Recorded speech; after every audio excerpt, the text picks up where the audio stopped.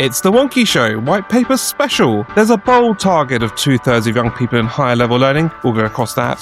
Fee rises, what's being asked in return, and everything else from access and participation to R&D. It's all coming up. And Madam Deputy Speaker, this white paper delivers on that promise to our young people, to give them the skills they need.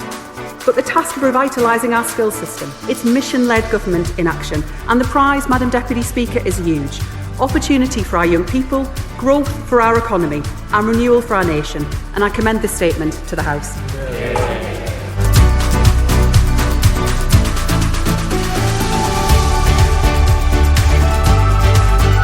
Welcome back to The Wonky Show, your weekly way into this week's higher education news, policy and analysis. I'm your host Mark Beach, and here to dissect the white paper on publication night, it's Team Wonky. There's an awful lot to get through, and let's start with the big vision. Secretary of State Bridget Phillipson got up in Parliament this evening and set out a target for 2/3 of young people to participate in higher level learning by age 25. Let's have a listen. That's why the target for 50% of our young people to go to university is evolving. Because to compete in this changing world, we need to nurture a much broader range of talent. So as the Prime Minister has announced, we have a new ambition. No longer just half. We want 2/3 of our young people to get into high-level learning, be it academic, be it technical, or be it an apprenticeship.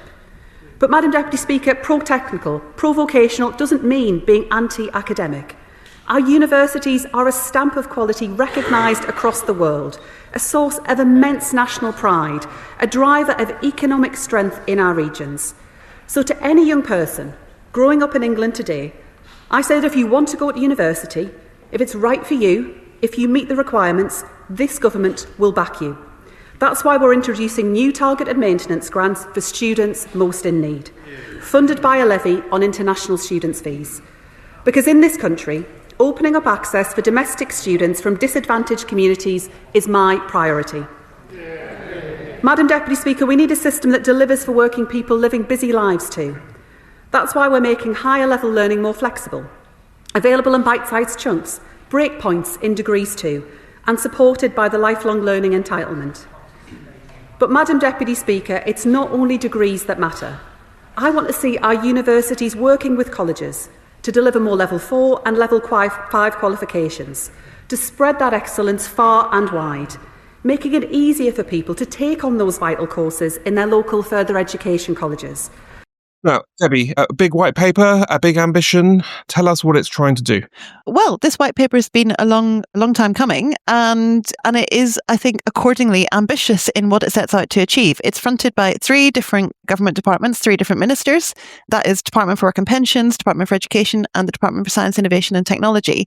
And it's trying to get across the whole skills system from the learners who, in some ways, have not had a good time in their earlier education and are now sort of young people who are lacking, who are NEETs, not in education, employment and training, trying to find ways to give them second chances, to reskill, to upskill, to get into education and employment, all the way through to challenges around the postgraduate pipeline and loss of PhD specialisms in some areas. So it's really, really vast in its scope, and it's really, really and it's trying to kind of tackle a lot of things all at once. And we sort of knew it was going to be like this. It was going to be try and take a sort of system approach, and it does that by breaking down it into 3 separate areas. One is about the specific things around employment and skills and training, and trying to think about how to bring data and insight and sort of connection and connectivity into that kind of employer skills matrix. Second bit is about strengthening FE, raising standards, supporting high quality teaching, supporting HE and FE collaboration, new technical excellence college, new kinds of 16 to 19 qualifications,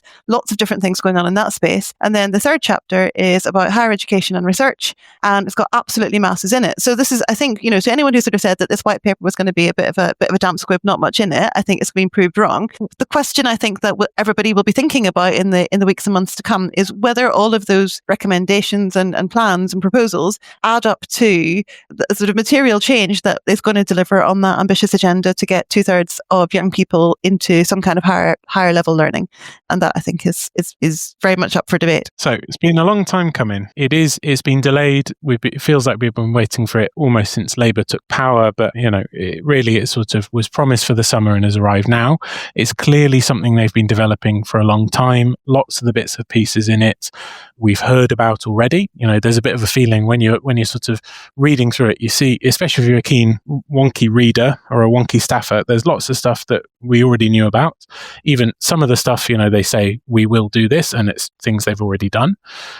But I think if you sort of ignore that side of things and remember it's something that, needed an awful lot of ministerial sign off and waiting for the industrial strategy and other bits and pieces and budgets and spending reviews, there is quite a sort of coherent vision for how Labour does want to reshape the higher education sector and the skills landscape. Whether the levers are there, I think, is another question. But there's an awful lot in it. And, whether it's worth the wait is the next question. DK, was it worth the wait? Difficult to say at this point. A lot of it depends on the way it lands. At the moment, most of the discussion is about the big story, which we'll get to shortly, which is the inflationary rise in tuition fees. But the argument is trying to sell, which I thought was interesting, was around the idea of collaboration and specialisation. There's a lot of words, if not much actual policy, about the idea that the thing that is going to drive this is research specialisation. It's going to make higher education providers think more closely about what they do well, what they need to specialize in, where they can collaborate. On that basis, it is incredibly ambitious. It's not something that I've really seen tried before, but for a sector that is looking primarily for a fix for the financial woes that it is currently facing, locking in the current unit of resource in real terms for all of the years going forward is probably not going to make a lot of people very happy. Okay, so let's spell this out, Michael. Explain exactly what's going on with fees and funding and the money side of things and what's been announced in the white paper today. Yeah, so I mean, this has probably been where the sector's eyes have been most carefully trained. It's something we've been trying to read the runes on for a long time. The government has, I think, sort of said, especially via the papers, one fairly negative thing after another. Like if you cast your mind back to sort of June when they were saying, what vice chancellors are going to be named and shamed for poor outcomes, and all the sort of negativity that comes the sector's way. I think for a while we've been saying, okay, this is about them slow rolling the introduction of a yearly uplift in tuition fees, and that's exactly what we've got. So they're going to, for the next 2 academic years, they're going to be raised by inflation forecasts, apart from foundation years, classroom-based foundation years. So we might want to talk about that. And then after that, via legislation, which is going to be a sort of longer process. And obviously they felt it wasn't going to be in place in either for this year or next year, but they're going to legislate to re-establish an index link between inflation forecasts and tuition fees. So the sort of default will be that each year tuition fees go up by what they think inflation will be. And Jim, there's something similar for that in maintenance as well, isn't there? And could you explain what's different between what's being announced today and what they previously said? Well, the policy for a decade has been to increase the maximum maintenance loan for home students and the PGT loan and so on by projected inflation. Nothing has changed today. That's exactly the status quo. And the compound problem, really, that universities also now face is that, if you think about how much the maintenance loan maximum has gone up by this year, 3.1%, that was the projection. Inflation right now is 4.1%, and DFE itself projects that the average mean maintenance loan will only go up by 2.5% this year, and that's because they haven't done anything to the means test threshold, this over £25,000 of household income.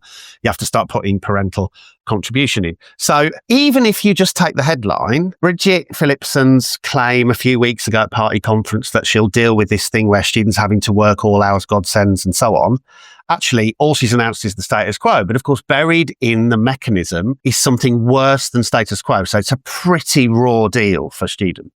I guess one of the criticisms of the announcement, Debbie, we were listening to the statement of Parliament from Bridget Phillipson this evening. She was criticised from the opposition of all people who've been ratcheting up graduate repayments and thresholds for all their time in government in recent years. But she was criticised on the basis that graduates are going to be paying more back over their lifetime as a result of a fees and maintenance grant increase. It's technically true, but does it open, do you think, the door to a conversation about the terms of the graduate repayments and where those different lines are drawn? Or do you think we may end up in an even worse situation with a more aggressive graduate repayment system because the government are going to have to front more loans up front, basically? Yeah, I mean, I think it's a pretty easy gotcha for government, isn't it? And this is, Bridget Phillipson was, writing in the papers saying we're going to have reduced graduate repayments. The fact that they're not really indicating at this point that this is something that they're planning to do is exactly the sort of thing that the opposition is going to pounce on. But I do think that a calculation has been made in all of this, which is that the challenges, as much as you might wish to see, fairer, more generous terms for graduate repayment, some of the real challenges that exist within the skills system relate to young people who've been massively disadvantaged all the way through, to the inequalities between FE and HE funding, to the fact that FE teachers are not as well paid, for example. The funding for colleges is not kept pace. The fact that if you don't get your level 2 GCSE qualification in English and Maths, is genuinely you can be shut out of future education opportunities indefinitely. This is the government decided those are the things it wants to try and solve, and it is in one kind of through one lens, I suppose that there's an unfairness in that, but this is really, really tricky economic times, and that's the sort of calculation, that's the sort of difficult choices that you have to make when you're in government. Well, and one of the things that jumped out at me at the white paper at the first reading was ambition, or at least the acceptance that they're going to need to allow fees to rise automatically with inflation every year, rather than have a positive vote by both houses of parliament every single time they want to make any changes to tuition fee levels, which has been this kind of totemic problem we've had since the whole fee settlement was put in place.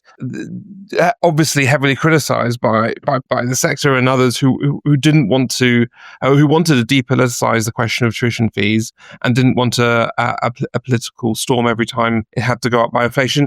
And it caused a huge problem for the last government and the last kind of variations of that government, because ministers there kind of wanted to put up tuition fees, you often thought, and pretty much said as much themselves, but felt they couldn't because of the parliamentary arithmetic and the worry about creating a big storm. So anyway, there's an ambition in the white paper to allow this to go up over time automatically. But there is a fair amount of quid pro quo, and the international student levy, the biggest one, but a bunch of other stuff. Just Jim Coe, how do you see this as an overall package? We know they're giving. I struggle to say they're giving more to the sector.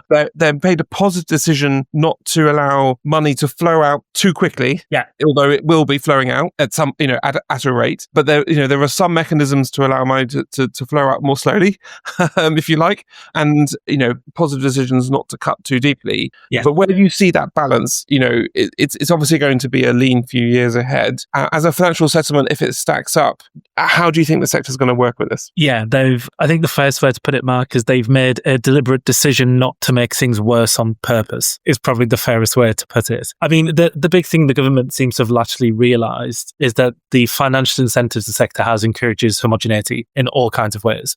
It encourages people to teach similar things to similar students, research similar things, etc. So whilst there is a funding increase, what comes with that is incentives to specialise more effectively. We'll talk about the research elements later, but there are things in there like reprofiling strategic priorities grant to look more like the industrial strategy, to change some of the research impact measurements that the funding follows to look at economic growth, to encourage universities to teach more on a regional basis to fill skills gaps, and lots of promises to look at the regulation that allows that. So I think the quid pro quo being offered here is we will not let things get gradually worse, we'll stop the sector from collapsing, but in return you have to make the economy bigger, and we are not going to fund people to teach and research the same things in the same places for the same purposes. DK, so fees are going up, but they're not going up for everyone, are they? That's right, Mark. There's always been a nominal link between the fee cap, all of the fee caps as they currently exist, and the Teaching Excellence Framework, the TEF. So the proposal here appears to be, although we don't get the exact terms in the white paper, which would be far too useful, quite frankly. The plan appears to be that if you do well in the TEF, I would say getting a gold or a silver looks like you will be allowed to raise your fees up to the new fee cap. If you don't do quite so well, as a way of introducing these pockets of low quality provision that we keep hearing about as a way of addressing those, you will not be able to increase. And of course, as Michael has pointed out earlier on, if you're offering a classroom-based foundation year, you don't get to increase your fees at all, possibly ever. I guess the other thing that becomes quite interesting about this is this problem where I can't think of any other form of government policy which has a headline of index linking something. Normally this is about benefits, but there are other things that are index linked that uses a projection of inflation. And, the point about the student finance end of this is that the OBR has been consistently wrong and inflation has consistently turned out significantly higher. That now becomes a problem, not just for students, but for the sector too. Right now we have inflation at a full 1 percentage point higher than the OBR projected it would be. And so, the headline may well be that on the core unit of resource, everything is going to be index linked. But if we continue to use the OBR's projection, I'd be quite interested to know what the OBR thinks about this. If we continue to use the OBR's projection, that there may well be, if it keeps undershooting, be some quite significant problems, even with trying to stand still on that core unit of resource. And Debbie, I mean, a lot of these measures connect to the kind of the opportunity mission, as has been talking about it previously, and there are some tangible things and a whole section on access and participation and how that relates to all of this, isn't there? Yeah. So I think, and although I think what's interesting to me is that it's there, because I think the real game in access participation these days is probably a bit less about very selective institutions doing things to support, so there's stuff in there about, support, to support kind of the less advantaged students coming in. So there's stuff in there about that operates in that space. There's things about, the information, there's going to be a task force about bringing together, looking at the information that students have access to and how that can kind of support good choices. But for me, I think the landscape has shifted around access, and it's, and it's not a million miles from what John Blake at OFS is kind of doing anyway, which is trying to think about that regional picture, about the different pipelines, about the connections between FE and HE provision, about supporting people to do things like level 4 and level 5, as well as getting into degrees and stuff like that. So I think that kind of speaks to changing the accountabilities around what's measured on access, as well as kind of thinking quite carefully about that kind of, I guess, increasingly small part of the sector, which is about kind of the kind of traditional ways of thinking about access. And I think one of the really, really interesting kind of ideas, although I'm not sure it will go down brilliantly, is that as a condition of being able to get funding to deliver level 6 provision, you have to offer exit points. So if a student comes in and wants to kind of exit with a level 4 qualification, level 5, short of the full degree, that you have to kind of make that possible for them to do. And that not only kind of encourages portability, they could take that level 4 or 5 in principle, that qualification elsewhere, and kind of top it up later in life, or they could just sort of pause, or so there is a kind of inclusion dimension to that proposal. But it also means that students are not spending more on their education than they need to get the job they want.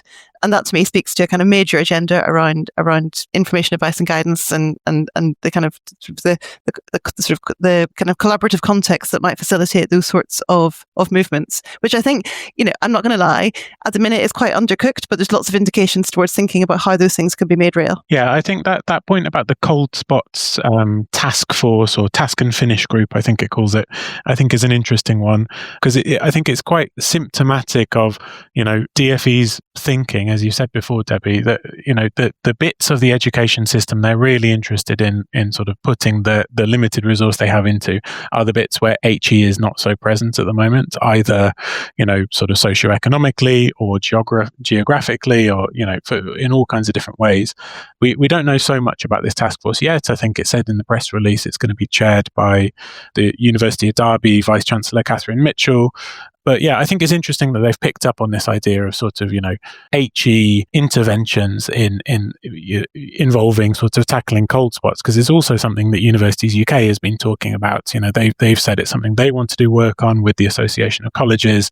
I think across the sector, there's a sort of recognition increasingly that it's this kind of way that universities and higher education sector can sort of show their value to the population, position themselves ahead of the next election.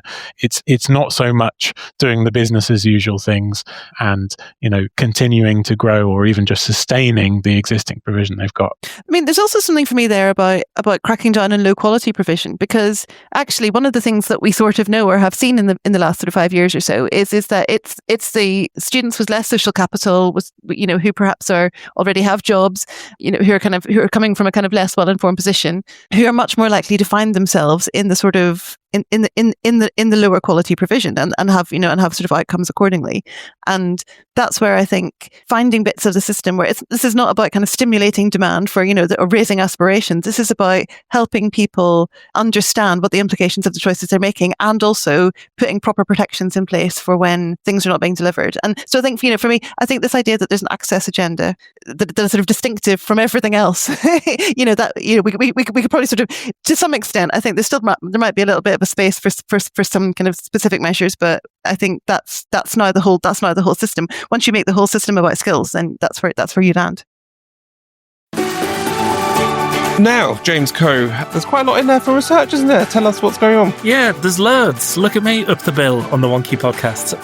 So, it's interesting, right, Mark? If you read it line by line, you think, this is littered with stuff I've seen before, funding announcements that have already been announced, regional funds, all the usual stuff. But if you squint and you read the implications, something really interesting happens. And there is this core idea that the way that research funding is structured means that everybody researches similar things to try and win the games like REF and everything like that. The government is saying that makes no sense. And what they're saying is we're going to change research funding in order to encourage specialisation. Great, sensible, let's see where that goes. But even stronger, what they are arguing is if you encourage specialisation in research, in their own words, given the close link between research and teaching, we expect these changes to support specialisation of high-quality teaching provision as well. Their big idea seems to be, if you move the needle on research funding, you move the research on teaching, and that's how you get the specialisation question. I don't think it'll work, and I don't think it'll work for two reasons. If you don't change the underpinning unit of support for teaching, then you just keep doing comprehensive stuff. And on the research front, people research the stuff that they have. The academics do research, not institutions in that way. But it's a big, brave idea, right? And it's exactly the type of thing you want to see float in a white paper.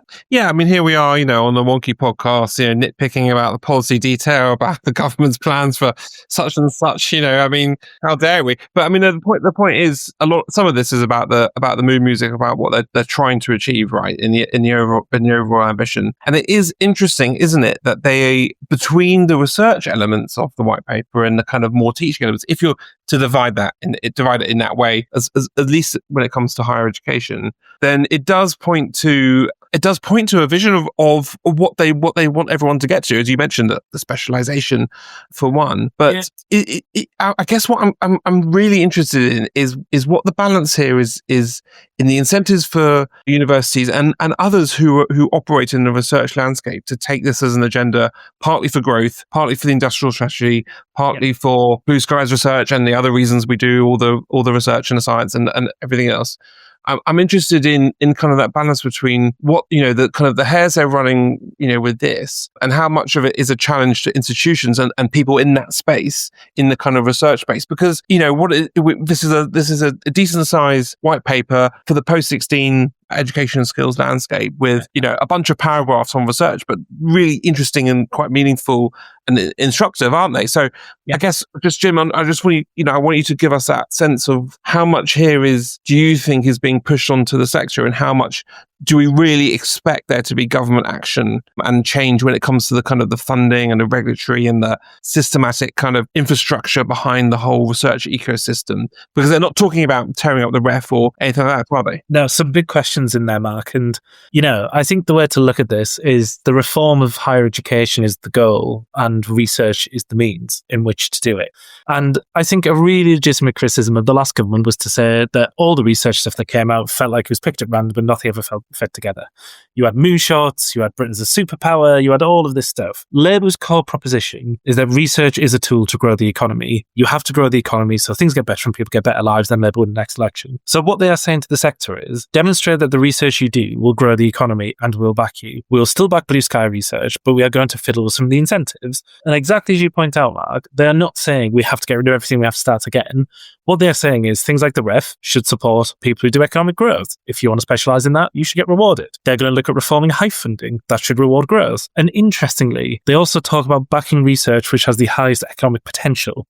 Now, that isn't saying the places that already have the highest economic growth, which suggests an element of regional redistribution. I think the massive challenge for universities, and we're writing an upcoming paper on this, is the promise is grow the economy, you get rewarded. But at the moment, their incentives work against it. If they realign incentives for universities to grow the economy, well, it's sort of time to put our money where our mouth is on that one. We say we do it and government's going to reward it. I think the final challenge is like the real test in this is actually what all the mechanisms look like. Everybody thinks collaboration is a good idea. The idea that you could share grant funding, which is in there, that feels a bit random to me because of course that already happens a bit, is a good idea. But what will this actually look like? Will it be enough funding? Will it be regionally focused? And will it actually move the dial on things like aligning the units of resource to it? The thing that I think is really interesting about this is I think it is particularly interesting to say, look, at the end of the day, we can only spread the research funding as wide as it'll go to make sure that everyone, that the people who are doing the good research are able to continue to do the good research that has impact. And that has real consequences for institutions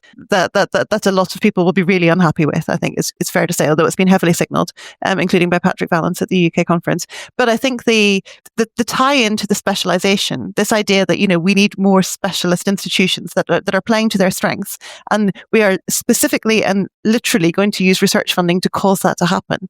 I think that feels really new to me. Mm-hmm. It's always been, there's always been this sort of sense that, you want a broad base of teaching, and if you can kind of sort of sustain research on top of that, if you're not a sort of research intensive institution, then kind of more par to your elbows. They're now saying, and actually we have seen some excellence kind of emerge from that, in REF terms, and that's always been seen as a real strength of the sector. There's a government that's saying, no, you're all trying to do far too much. You're all trying to recruit too many students across too broad a base of delivery. You need to figure out what you are absolutely cracking at, and then you need to work with the other institutions around you to figure out how you can kind of create that ecosystem at regional level. And using and basically the only funding lever available is research funding. So that's how we're going to do it. And that is, I'm sort of, it's not very clear how, because the REF cycles only happen once every sort of 7 years or 8 years or whatever it is. I think so. There's going to have to be other levers as well, and that's where I think the real kind of, that's the thing that's going to really transform the sector for the next decade or more. And I know Michael and Jim will have views on this, but I suppose what is interesting is the exact wording saying we want fewer broad specialist providers, and they talk about providers as being teaching only, applied research with teaching and research. That just isn't really how we think about the sector now. It is such a massive shift to say that yes, you can prioritise it. And the last thing I suppose worth saying on that, the Nurse Review left the question open of, do you want to keep funding lots of research in this really broad way that leaves everyone unhappy, or do you want to do fewer things better funded? And the government have landed on the latter, to say you can do less stuff and have a bit more cash for it. Yeah. And that clearly has implications back to the other ambitions for collaboration in the sector. If we're going to stratify at least into 2 or 3 major chunks of higher education universities, if we're going to stratify the sector into 2 or 3 major chunks of higher education providers that are doing, on some spectrum of that kind of doing research, then that is going to alter the market, and it's going to alter the signals about where people should go and the sorts of courses they should do and where and when in their lives and everything else. Jim Dickinson, I know you wanted to come in briefly here. The thing that really strikes me about this is that there are 2 types of gold spot, right? One is, oh, look, there's a bit of the country where there's no HE at all. But there's a much more important kind of cold spot that emerges from this, which is, I used to be able to do X subject within my region. Now I can't because of specialisation. And that means I'm more likely to have to leave home to go to university with very high rents and not a very good maintenance package and so on. You can't really do both, which is to have maximum access for people to follow what will remain relatively specialised degrees in specialised institutions, and then simultaneously be suddenly chopping off lots of subject areas from what are currently broad-based, what you might call comprehensive universities. It doesn't add up. So from a kind of student choice point of view, the weird thing for me is if I was in Europe, maybe there are some countries where I could build my, bachelor's degree from 2 or 3 institutions with credit acquisition from various of them. I don't think anything in the white paper particularly encourages that. And so if that's not on offer and the ability to do interdisciplinary stuff is starting to narrow because institutions specialise, this feels like actually it ends up going in the wrong direction in comparison to what our competitors are doing. Yeah, I agree with what everyone said that about, it's unclear whether these sort of specific levers the government is looking to pull are really up to the task of this sort of big rearrangement of how it wants the whole size and shape of the sector to be. But just the other thing that sort of strikes me, is there actually a plan in place to sort of evaluate this happening? If you go right down to the end of the white paper about, what are the metrics they're judging success on, is all about individual learners and, proportions of 25-year-olds accessing this. There's nothing in there about, we're going to sort of keep an eye and judge our progress and judge ourselves on, what different types of institutions look like. And once that's not there, I kind of wonder whether it just ends up being a sort of someone's nice aspiration for what things look like, but it doesn't end up being something that there's sort of dedicated work towards, and also, thinking through in real depth all the problems that it could give rise to. Now, Jim, tell us where students were in all of this. Curiously, if you think about the last few white papers, students weren't really in there at all. So, we've talked about this index linking of maintenance loans. I mean, one of the things that is kind of interesting about that, by the way, is that, lots of this white paper is pretty much the Auger Review only put to work. And of course, one of the things about the Auger Review is that it promised to link the maintenance package to the minimum wage. Now, Low Pay Commission is predicting that the minimum wage will go up by 4.1% next year. If that happens, and the OBR's projection on inflation is right, will be £3,400 on the maximum loan out from where Auger thought students would be. So that gives you a sense of just quite how far we've drifted on the kind of student maintenance proposals from the ambitions that were, there in the Auger Review. Lots of the Auger Review have been implemented. Certainly that bit hasn't. There's then, if you compare again to the Auger Review, a couple of bits that have kind of made it through. So there's a line in there that says that universities will need to work with other universities in their area and the local authority to make sure that there is I think it says a statement of expectations about making sure there's enough student accommodation. Now, reality is there's already one of those. Universities UK published it 3 or 4 years ago. Almost no university follows it. It's hard to believe that universities will. And certainly if you look at the fundamental reshaping of student demand that we've seen, those UCAS figures, there's plenty of evidence actually that universities that have expanded very, very rapidly certainly haven't been following that Universities UK guidance. There's then a couple of other bits that have been chucked in. So we have been waiting for Sharia compliant finance to appear at some point. That has actually been worked out by the civil servants many years ago, has been waiting to be published. And you can kind of feel the embarrassment where the word Islam and the word Muslim doesn't appear at all, but nevertheless, alternative student finance is referenced. We know what that means. God alone knows what someone reading the white paper will make of it, unless they understand what alternative student finance actually is.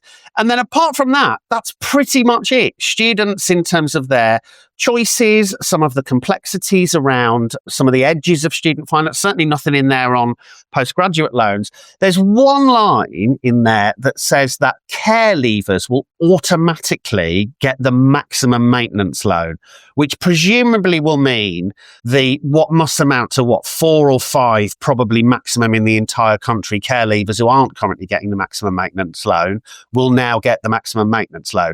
The point remains that for a care leaver, the maximum maintenance loan ain't enough. So this whole accommodation supply and demand issue has been rumbling on for a number of years. Does anyone here think there's a kind of statement of expectations as been announced in the white paper? Is that going to move the dial at all? It's a start, isn't it? I mean, it is good that they're talking about we've had the beginnings and the slow progression of the review in Scotland. And I think a lot of people have been looking for some kind of strategic thinking about where students are going to live while they're studying in England.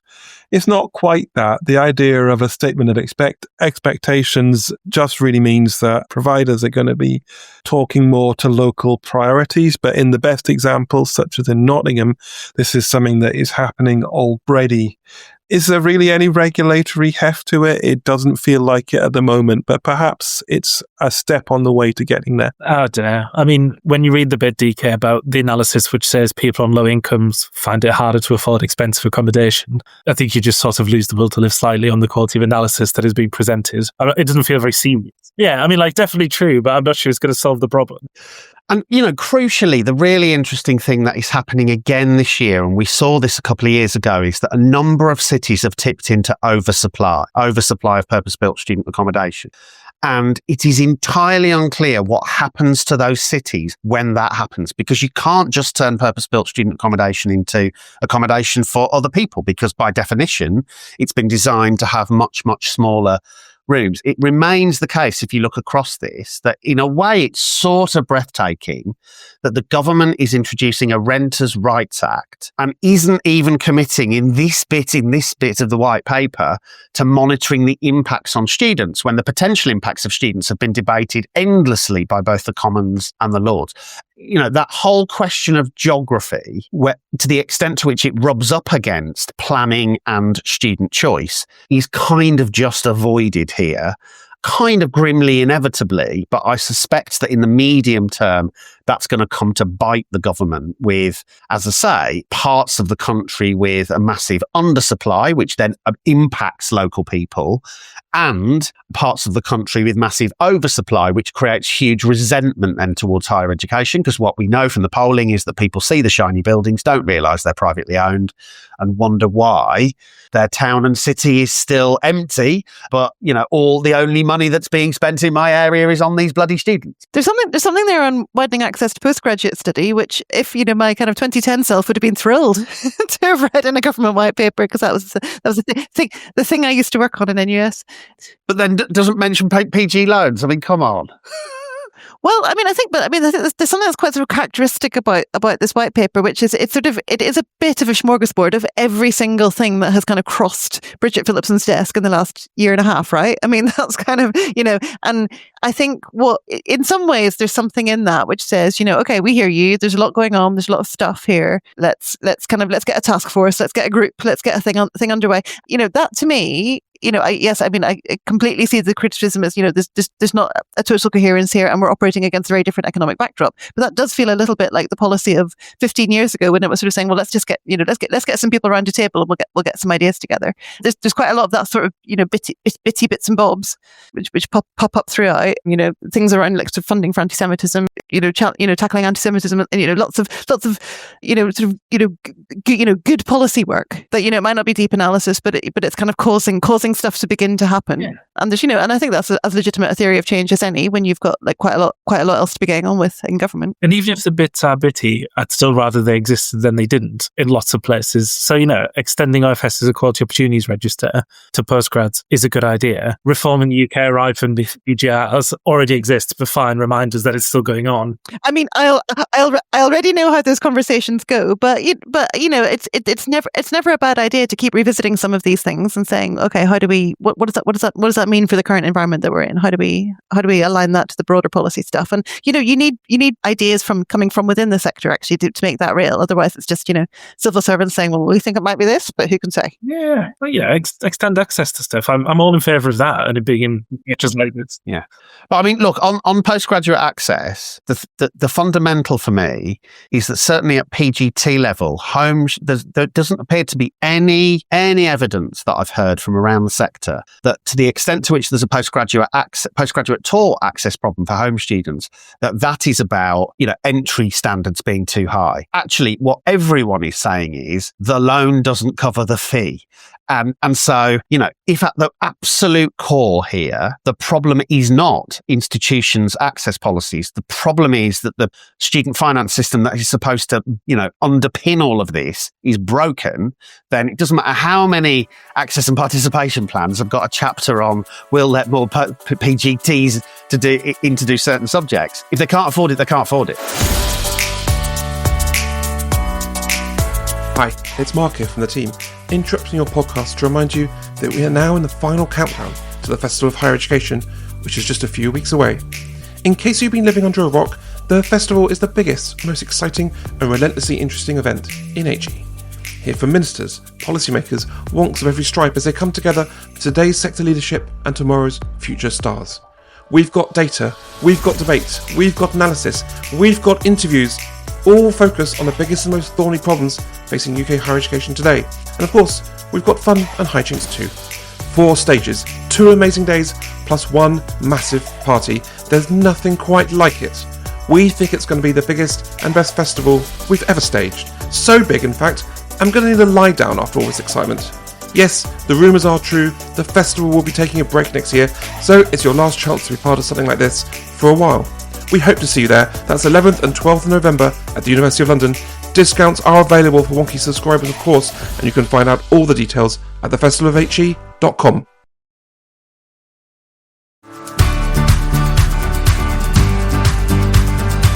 Finally, there's quite a lot about quality and regulation in this white paper with some far-reaching implications. DK, can you walk us through the key measures and then we're going to talk about their implications? There's a lot going on here. So I love a little quote. Among students who found their university experience worse than they'd expected, teaching quality was amongst the most commonly cited reasons. Improving transparency about course quality is absolutely essential.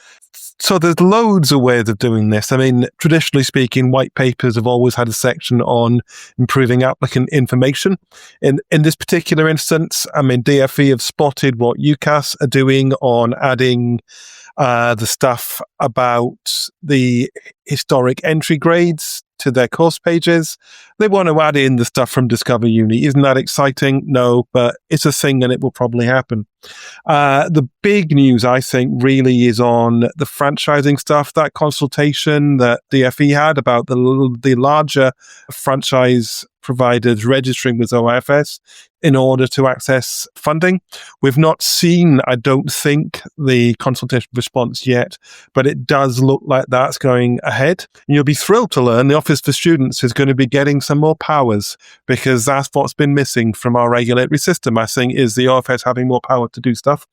They're getting powers to intervene decisively on the franchising issue. This includes stronger powers of entry, the ability to make interim sanctions, reinforced investigative powers, even a sharpened up right of entry, so they can absolutely rock up to your campus and tell you what you're doing wrong at this point, and that will be absolutely fine, apparently.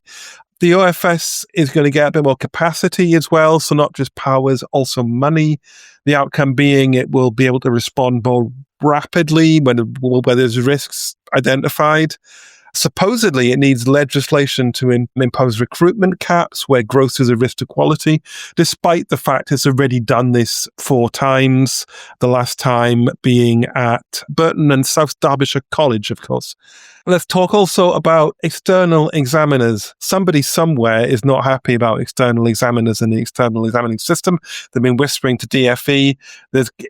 That's all now apparently up for debate, linked to the OFS looking at their degree awarding powers and how they're awarded. DFE are going to be building an evidence base on the effectiveness or otherwise of the approach of using external examiners to make sure everything's broadly comparable. Lastly, let's mention the Progress 8 style measure. If you're not familiar with schools policy, Progress 8 is a look at what the FE reckon are the key subjects and how well students do in them. There's going to be something like that in higher education. I have no idea. It looks a little bit like it might be learning gain again, but I mean, let's see what comes out of the pot on this. So that's the government and OFS working together to smarten that one up. Exciting stuff. Right, there's a lot to unpack here. Debbie, the one of the things that's going to be catching the sector's eye this week is this kind of student number control type system. linked to fees, linked to quality. Can you try and just contextualize and explain for us what they're trying to achieve here and what this actually is probably going to mean? Yeah, so I mean, this is not a million miles from what governments have been trying to do for some time now, which is to try and identify low quality and say, if you've got low quality, you can't expand at the rate that you might wish to, and you can't charge fees at the level that you might wish to, and, create this sort of sense of differentiation. I think that part of this is about the sort of reality that low quality is a bit of a moving target. You can have your B3 thresholds about student outcomes, but that is sort of at best an indicator of what might be going on. You can look at the sort of gargantuan profits in some franchise provision and think, well, that doesn't seem right, and all the rest of it. But at the end of the day, unless you've kind of got boots on the ground, it's very hard to say kind of categorically. And there's quite a lot of that sort of provision about. So sort of coming down unilaterally and universally on all of it becomes quite challenging. So I think, what this is, I suspect, is something of a shot across the bows. It's sort of saying, look, we're taking this seriously. I think what it also constitutes is a real doubling down actually on OFS and a sort of, I guess, a sort of commitment to the regulatory regime that we have in place right now. So the assumption that OFS needs more powers to crack down on low quality, that this is something that OFS is a regulator is best placed to deliver and should sort of continue to do so. And not only that, we'll be taking on more regulation for level 4 and above provision in FE colleges, which previously were doing funded by adult learning loans and regulated sort of from a completely different place. So this is about saying, let's put all of this entire post-higher education bit in give it to also OFS. OFS will take a view about what quality looks like across the piece, and then we'll be given powers to actually crack down on where it doesn't see it. Whether the sector believes that's the way forward, I think, is an entirely separate question. This government has said, no, this is where we're going with this. Yeah. And Jem, obviously, widely trailed, much expected section on franchise and subcontracted provision. We've obviously been writing about this for a number of years on Wonky and most recently on the Post-18 project. How do you think the proposals stack up against what we've outlined as kind of some of the biggest risks and problems with this part of the sector? Well, look, one thing to say that actually, if you remember, Bridget Phillipson promised when the Sunday Times ran its splash earlier in the year, is I think the line was along the lines of, domestic agents have no role to play in this sector, or, words to that effect. That has come out in the white paper as, and I've read this sentence 4 or 5 times. It doesn't make any sense to me still, but if anyone else can make sense of this, then go for it. The sentence is, we will explore tightening eligibility for access to the student finance system to sever the income stream for unscrupulous agents by removing illegitimate student recruitment. That seems to suggest that if you tackle the problematic providers, then you no longer have problematic domestic agents. And I can assure the Department for Education that there will still be plenty of highly problematic domestic agents selling higher education in particular ways, making money out of doing so by obscuring certain features of, the higher education system, selling certain features of the higher education system that aren't associated with, the reality. And that is a very different thing to what was promised. And it brings you back to a different question, which is nothing in here has any commentary on the amount of profit being made by generalist private providers. There are no measures that will tackle that, nothing that can deal with some of those figures that we had on the site on Monday. And I continue to think that is a major problem. Now, I'm going to ask everyone for one other interesting thing that they've noticed from the white paper and what it might mean. Obviously, we'll be diving into all of the detail on wonky.com and all of our various channels over the coming days and weeks. But I'd like to kind of pick out a few more things. Jim Coe, what was one other thing that you found interesting in the white paper? The government is all of a sudden very concerned about people being refable, Mark, which, is exactly why they reformed this to introduce people, culture and environment. But exactly the same time, the government also wants to ensure that REF aligns with government priorities. So I think we're going to get a change to REF, but in which direction, I simply cannot tell you. DK, your one other interesting thing, please. Okay, so if you talk to anybody who works in a university that used to be a polytechnic, you will have heard about the teachers' pension scheme and how the government have massively uprated how much employers have have to pay into that, and it's really, really hurting the ability of these providers to employ staff. Apparently, the government are going to seek to better understand concerns. That's a direct quote. The concerns are, if there's any civil servants listening, that it's getting really, really expensive and universities can't afford it. Debbie, your one other interesting thing. For me, what jumped out was the stuff on governance, because I think, running through this kind of proposals around HE reform is this sense about, look, we're dealing with autonomous institutions. They need to, have strategies that are appropriate to their context, and it's not the role of government to direct that. But we would really like everyone to be a bit more collaborative and a bit more efficient and a bit more aligned to our economic agenda. Thank you very much. What's in there is this real sense about, as government, we are taking an interest in higher education governance. We're endorsing the CUC's looking again at the code of governance. We are setting out a kind of expectation that governance will be, that the boards of governors will be able to kind of do the strategic work that is needed to deliver transformation where that is needed, and not to kind of get institutions into financial trouble. We support OFS to look at strengthening the condition of registration around governance. That seems to me to be a really interesting space where I think autonomy comes up against government objectives, and one that's really worth keeping an eye on. And more of that from the Poster Team project in the coming weeks. Jim Dickinson, your one other interesting thing, please. Yeah, so mine is, there's a line in there that says, the government wants providers to expect that all students will learn about artificial intelligence as part of their higher education experience. And then it also says, while stressing that AI should support learning rather than substitute assessed work, and then links that to OFS's oversight of assessment integrity. So the first thing I would say is OFS has famously thus far completely avoided the question of AI in assessment in its regulatory framework.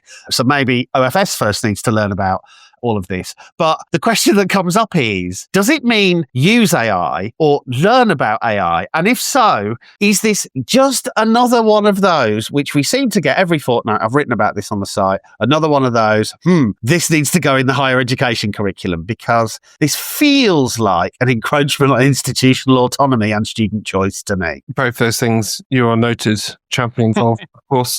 Michael, your one other thing, please.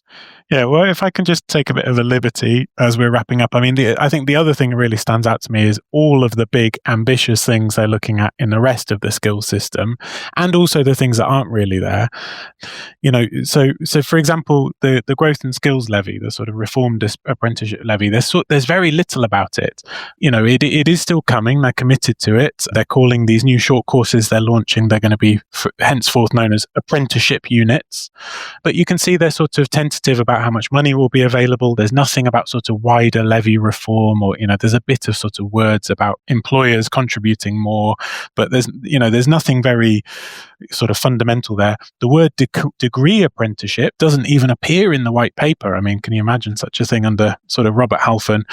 V levels we haven't mentioned at all, but an enormous change to sort of post-3 qualifications. There's a huge new consultation that's just opened tonight, and where the government sets out quite a lot of their thinking there. So everyone in the sector will be taking an interest in that. And just finally, also, I mean, one of the narratives we got in the run-up was about incentivizing HE-FE collaboration, getting higher education providers, further education colleges really working together seamlessly, coherent skill system. There's not actually that much about that. I mean, there's warm words, but there aren't these sort of, proper changes to the landscape apart from a little bit around sort of local skills improvement plans. So I do wonder, and that's sort of symptomatic of the whole white paper, right? Is, there's a vision, but are there the levers? And are there the sort of, are the levers that are going to pull the right ones? So that's about it for this week. Remember to go in deep on anything we discussed today. You'll find links in the show notes on wonky.com, where our coverage will be building in the coming days. Don't forget to subscribe. Just search for The Wonky Show wherever you get your podcasts.